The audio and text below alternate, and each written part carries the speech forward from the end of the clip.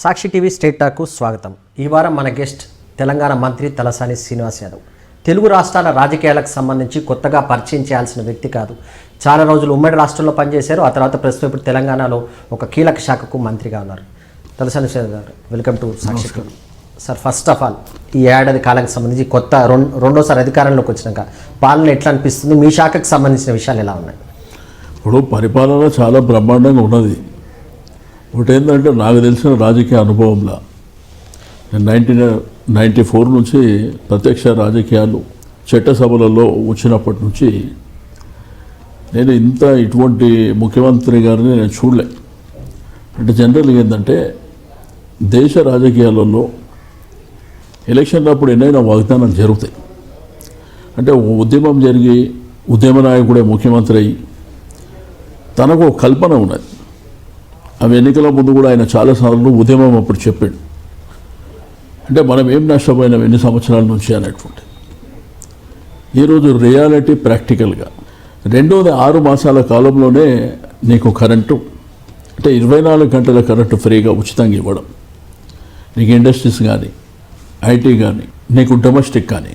రెండోది ఫస్ట్ సంవత్సరమే మిషన్ కాకతీయ అంటే భూగర్భ జలాలు పెంచడానికి ఆ కార్యక్రమాన్ని తీసుకోవడం. కాలక్రమేణా కాళేశ్వరం ప్రాజెక్టు. రెండోది ఏవైతే పెండింగ్లో ఉన్నటువంటి ఇరిగేషన్ అంటే కల్వకుర్తి, నెట్టంపాడు, భీమా ఈ ప్రాజెక్టులు టేకప్ చేయడం. దాని తర్వాత పాలమూరు ఎత్తిపోతలు కానీ సీతారామ ప్రాజెక్టు కానీ దిండి కానీ ఈ విధంగా రైతాంగానికి కావాల్సినటువంటి నీళ్లు కరెంటు మీద పెద్ద ఫోకస్. అంటే తలసాని గారు, నేను ఏమన్నదంటే మీరు ఫస్ట్ టైం తొలి విడతలో ఉన్నంత యాక్టివిటీ రెండోసారి వచ్చాక టీఆర్ఎస్ ఎందుకో తగ్గించింది, అంతగా యాక్టివిటీ చేయట్లేదు అనేది కొంత ఉంది. నేనేమంటే మాట్లాడే వాళ్ళు మాట్లాడుతుంటారు. ఇప్పుడు జనం ఏంటంటే మనం చూస్తాం ప్రజలలో ఏం జరుగుతుంది, ఎక్కడ ఏముందని. ఇక రాజకీయ వ్యవస్థల రెండోది మన దగ్గర ఛానల్స్ కానీ మనకు ఈ పేపర్ కాంపిటీషన్ ఎక్కువ, ఏదో ఒక న్యూస్ కావాలి. కానీ ప్రజలకి ఏంటంటే ప్రజలకు ఏమైతే కావాలనో వాళ్ళకి చేరు. మిషన్ భగీరథ ఎవరన్నా అసలు ఈ భూప్రపంచంలో ఏ నాయకుడన్నా మిషన్ భగీరథ గురించి ఊహించిండా? అంటే గ్రామీణ ప్రాంతంలో కూడా హైదరాబాద్ లాగా ట్యాప్ ద్వారా వాటర్ ఇస్తామనేటువంటి. ఎందుకంటే గ్రామీణ ప్రాంతంలో చెరువులో బాయిలు నీకు ఎండాకాలం వచ్చిందంటే ఎండిపోయి తాగడానికి నీళ్లు దొరకక కిలోమీటర్లు బిందెలు పట్టుకొని వాళ్ళకు కూడా మిషన్ భగీరథ వాటర్. అంటే తలసాని లాంటి సీనియర్ మంత్రికి ఇది ప్రమోషన్ డిమోషన్ లాంటిది? డెఫినెట్గా ప్రమోషన్.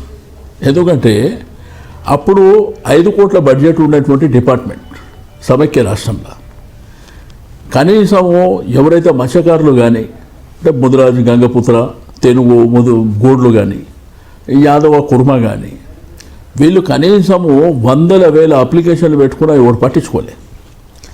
దీనికి కంఫర్టబుల్గా అంటే నీకు అగ్రికల్చర్కి ఏ స్థాయిలో అయితే ఉన్నామో ఇంచుమించు ఆ స్థాయికి తీసుకొచ్చి ఈరోజు చూస్తున్నాం కదా.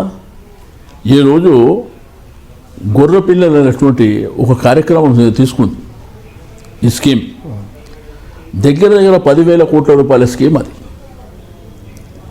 నీకు 18 సంవత్సరాలు నిండిన ప్రతి ఒక్కరికి ఇవ్వాలనేటువంటి స్కీమ్.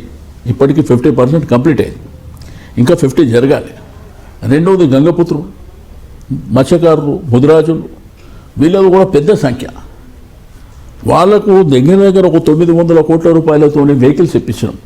బొఫేలు కానీ, టాటాయిస్ కానీ, జాలర్లు కానీ, లైవ్ జాకెట్స్ కానివ్వండి, క్రేట్స్ కానివ్వండి, ఇవితో పాటు ప్రతి సంవత్సరం ఫ్రీగా సీడ్ ఇస్తున్నాం. అంటే చేపల గొర్రెలకు సంబంధించి అవినీతి జరిగింది అనేది ఒక వాదన ప్రతిసారి వస్తుంటుంది. అది ఇప్పుడు నేనేమంటే పనికిరానోళ్ళు, చేతగానోళ్ళు, ఇప్పుడు నోరు ఉన్నది కాబట్టి, నరం లేని నాలుకే కాబట్టి ఏదైనా మాట్లాడగలుగుతారు. ఫీల్డ్కి పోతే కదా, ప్రాక్టికల్గా ఫీల్డ్కి పోతే దాంట్లో అనేకమైనటువంటి గైడ్లైన్స్. ఈ చేపలు వేసినప్పుడు కూడా సైజు, క్వాలిటీ, క్వాంటిటీ, కౌంటింగ్ అక్కడ ఉన్న సొసైటీ మెంబర్స్. రెండోది డిపార్ట్మెంట్ ఆధ్వర్యంలో ప్రతి దగ్గర ఒక వీడియో కెమెరా ఉంటుంది, ఓ ఫోటోగ్రాఫర్ ఉంటాడు.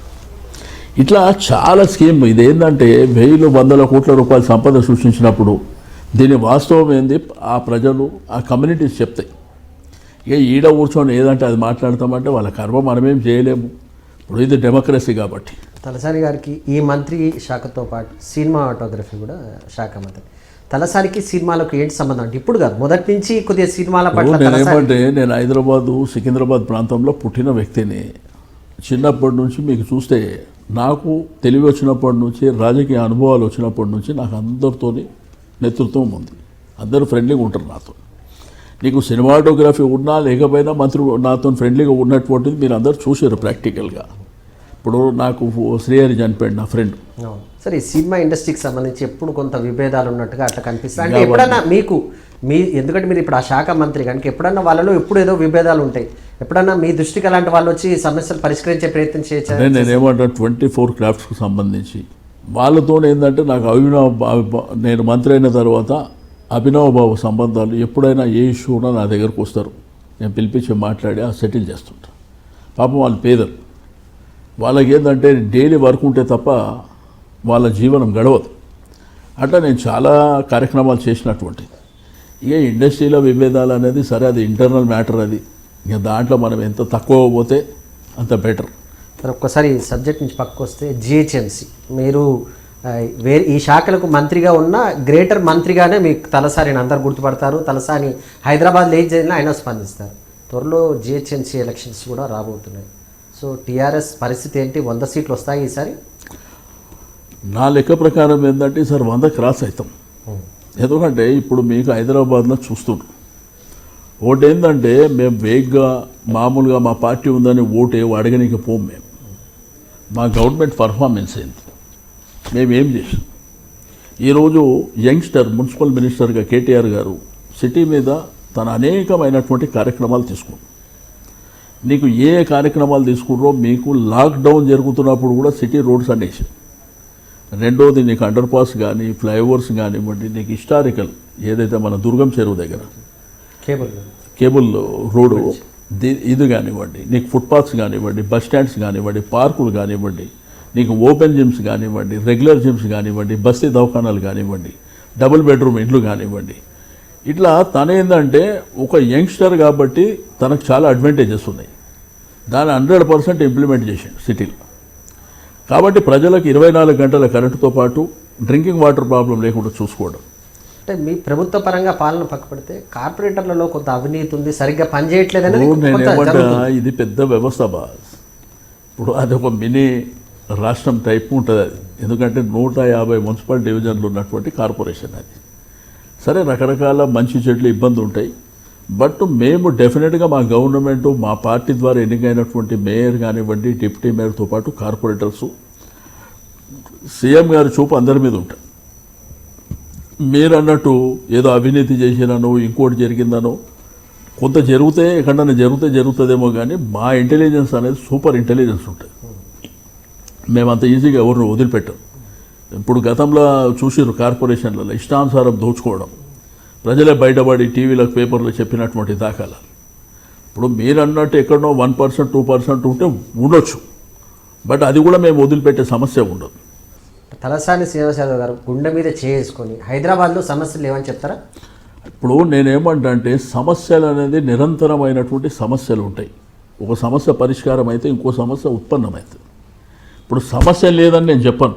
ఇప్పుడు 70 సంవత్సరాల చరిత్ర రాష్ట్రాలల్లో హైదరాబాద్ కానీ క్యాపిటల్ సిటీతో పాటు అర్బన్ బేస్డ్ కానీ లేకపోతే గ్రామాలలో కానీ ఏమైనా అల్లావుద్దీన్ అద్భుతం ఉండి ప్రపంచమంతా ఒకటేసారి మారుస్తారా? రాష్ట్రాలన్నీ మార్చరు.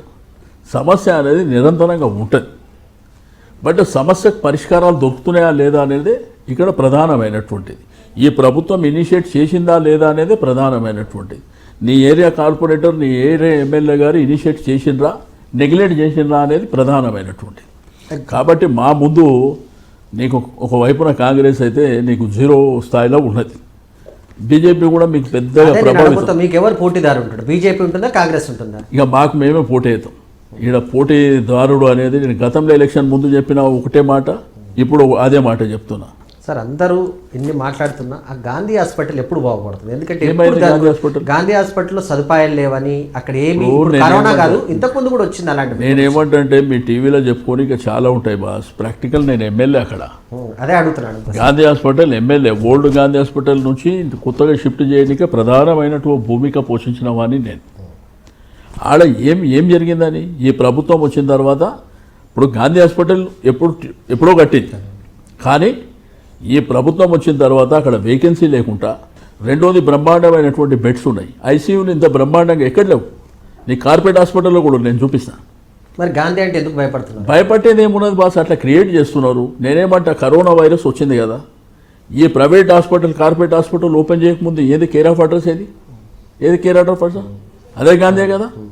మరి అదే గాంధీలో పర్ఫార్మెన్స్. ఇప్పుడు నేనేమంటా, ఎవడో ఇద్దరు పేషెంట్లు ఏదో జరిగిందని చెప్పేసి వాడు వీడియోలో పెట్టగానే అది తీసుకుపోయి భూతద్దం అయినట్టు మరి ఇన్ని వేల మంది అక్కడ జాయిన్ అయ్యి డిశ్చార్జ్ అయ్యారు కదా, మరి వాళ్ళ గురించి ఇప్పుడు చూపారా?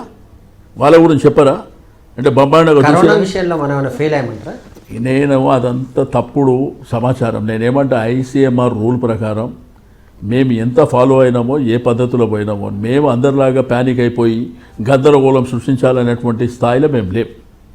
కాబట్టి నేనేమంటా అంటే ప్రాక్టికల్గా ఆలోచించాలి. ఇప్పుడు విమర్శించడమే ధ్యేయం, తిట్టడమే ధ్యేయం అనుకుంటే వాళ్ళ కర్మ మనం ఏం చేయలేము. ఈరోజు రాష్ట్ర వ్యాప్తంగా హాస్పిటళ్ళు బాగుపడ్డాయా లేదా అనేది అక్కడ ప్రజలకు తెలుసు.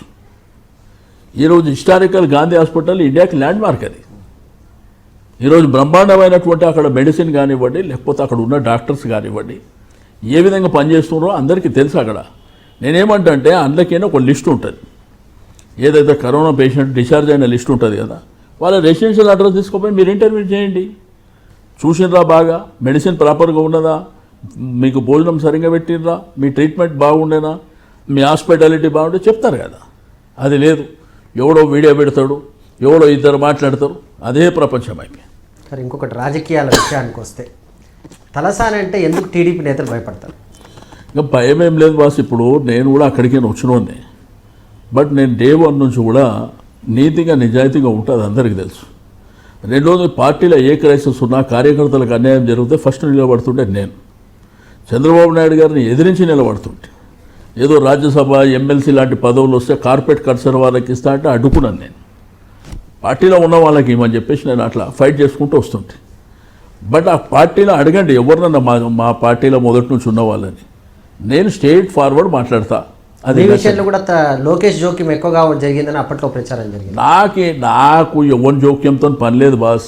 రైట్ రాయల్గా బతికినోని రైట్ రాయల్గా ఉంటా నేను. ఎవడి జోక్యంతోనో ఎవడి మేర్బానంతోనో నేను రాజకీయాల్లో లేను. ఆ రోజు జరిగిన పరిణామాలల్లో ఆయన చేసే తప్పు అని నేను చెప్పుకుంటూ వచ్చిన. ఇక ఆయన వినకపోతే నీ దారి నీది, మా దారి మాదే అని వచ్చిన తప్ప నాకు ఏదో అందలం ఎక్కియాలనో లేకపోతే నాకేదో కిరీటం పెట్టాలనో దానికోసం నేను పోయింది లేదు. నా జీవితంలో నేను ఓడిపోయినా కానీ ఏ రోజు శాసన మండలి కానీ రాజ్యసభ కానీ నేను అడగలేదు.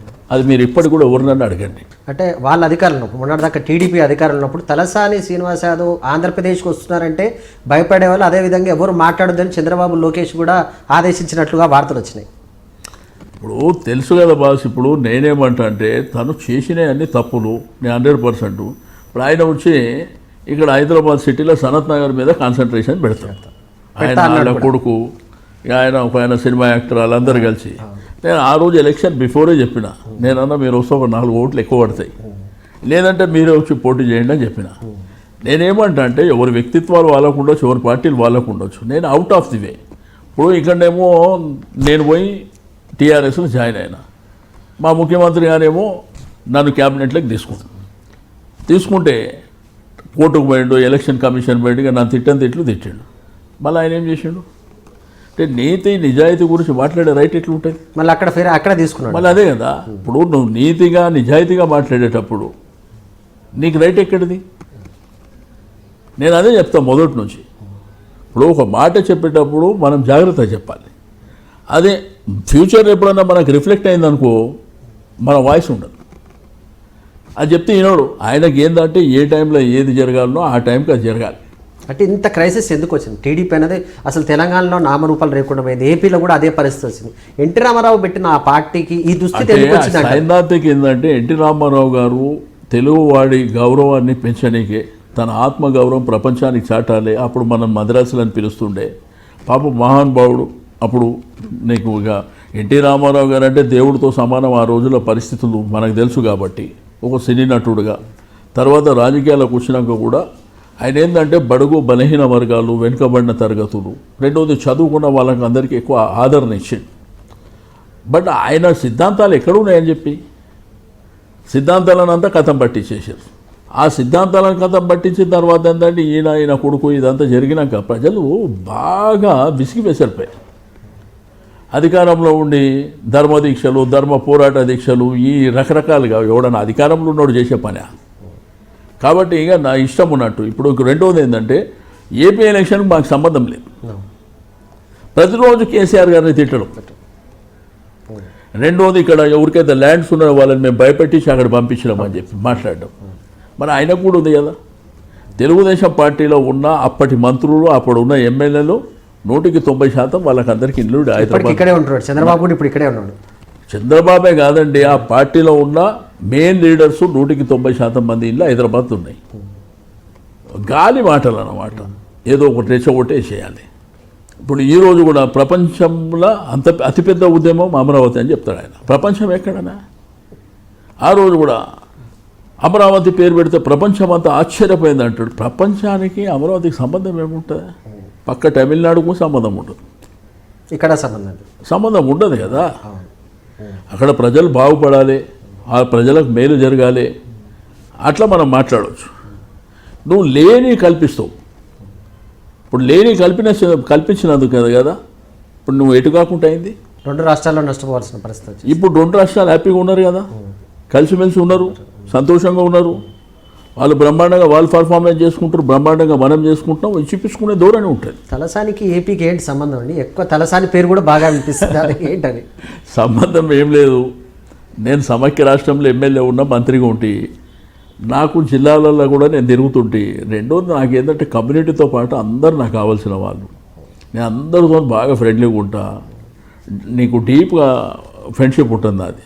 అంతేగాని ఏదో రాజకీయాల కోసం, అవసరాల కోసం అట్లా ఉండదు. నేను అందరితో ఫ్రెండ్లీగా ఉంటా. అందరూ కావాలి, అందరూ. ఇప్పుడు నేను పోయినప్పుడు నాకు ఎట్లా గౌరవిస్తారో వాళ్ళు వచ్చినప్పుడు కూడా నేను అదే రెస్పెక్ట్ చేస్తాను. అందుకే మనం అంటే అందరూ ఇష్టపడే వాళ్ళ సంఖ్య చాలా ఎక్కువ ఉంటుంది. తెలుసా, నేను ఒక్క క్వశ్చన్ నేను అడగాలి, ఎందుకంటే మీరు బీసీల గురించి బాగా చేస్తారు. ఎందుకంటే సరే, ఈ మధ్య కొంతమంది టీఆర్ఎస్కి సంబంధించిన నేతలు బీసీల అంశాన్ని బీసీలకు అన్యాయం జరుగుతుందని. నేనేమంటే ఇప్పుడు గతంలో ఏం జరిగింది, ఇప్పుడు ఏం జరిగిందో ఒకసారి బేరీజ్ వేసుకోవాలి. డెఫినెట్గా ఈరోజు బ్యాక్వర్డ్ కమ్యూనిటీసు, నేను కొన్ని వర్గాల పేర్లు మీకు చెప్పిన. నేనేమంటా అంటే ఒక వ్యక్తికి పదవి వచ్చినంత మాత్రాన దానికి పరిష్కారం జరగదు. కొంతమంది వ్యక్తులకు ఏదో పదవులు ఇచ్చినంత మాత్రాన పరిష్కారాలు జరగవు. డెఫినెట్గా ఈ కమ్యూనిటీకి బెనిఫిట్ అయినప్పుడు, మనకు కూడా సంపద పెరిగినప్పుడు, ఆటోమేటిక్ మన కుటుంబాలు బాగుపడ్డప్పుడు, మనకు కూడా ఆ ఫేస్ లిఫ్ట్ వచ్చినప్పుడు సంబంధ వర్గాలు సంతోషంగా ఉంటాయి. 4 పదవులు వస్తాయా, 4 పదవులు పోతాయా అనేది ప్రధానమైనటువంటిది కాదు. అది గుర్తుపెట్టుకోవాలి. నేనేమన్నంటే ఇప్పుడు నా కమ్యూనిటీ ఉంది, నా జాతి. ఈరోజు ఏంటంటే నా జాతి ఈ ప్రభుత్వం ద్వారా ముఖ్యమంత్రి గారి ఆశీర్వాదంతో మరి బ్రహ్మాండంగా ఒకవైపున గొర్రెలు మిల్చేది మళ్ళీ ఇట్లా జరుగుతుంటే జాతి అంతా పైకి వస్తుంది. ఆటోమేటిక్ ఏంటంటే సంపద వాళ్ళ దగ్గర ఉన్నప్పుడు ఏమవుతుంది? పిల్లల్ని చదివించుకుంటారు, కొంత ఇల్లు మార్చుకుంటారు, కొంత భూమి కొనుక్కుంటారు. నీకు సంపద సృష్టి అనేది అందరికీ జరగాలి. అంతేగాని 4 పదవులు 10 పదవులు వచ్చినంత మాత్రాన, బీసీలకు ఇవ్వకపోయినంత మాత్రాన నష్టం జరిగిందనో, ఇస్తే మాత్రం బెనిఫిట్ జరిగిందో అన్నది ఉండదు. నేను కోరుకునేది నా జాతికి అందరికీ మేలు జరగాలి అని. బ్యాక్వర్డ్ కమ్యూనిటీస్ 150% కంటే ఎక్కువ ఉన్నారు మన దగ్గర. ఇప్పుడు నేనేమంటా, ఇప్పుడు ఇన్ని వర్గాలకు గ్రామీణ ఆర్థిక వ్యవస్థ బలోపేతం చేయడానికి గవర్నమెంటే డబ్బిచ్చి వాళ్ళని ప్రమోట్ చేస్తాం. దాంతోపాటు రైతు బంధు వాళ్ళకే వస్తుంది, దాంతోపాటు కళ్యాణ లక్ష్మి వాళ్ళకే వస్తుంది, సీఎం రిలీఫ్ ఫండ్ వాళ్ళకే వస్తుంది, పెన్షన్లు వాళ్ళకే వస్తున్నాయి.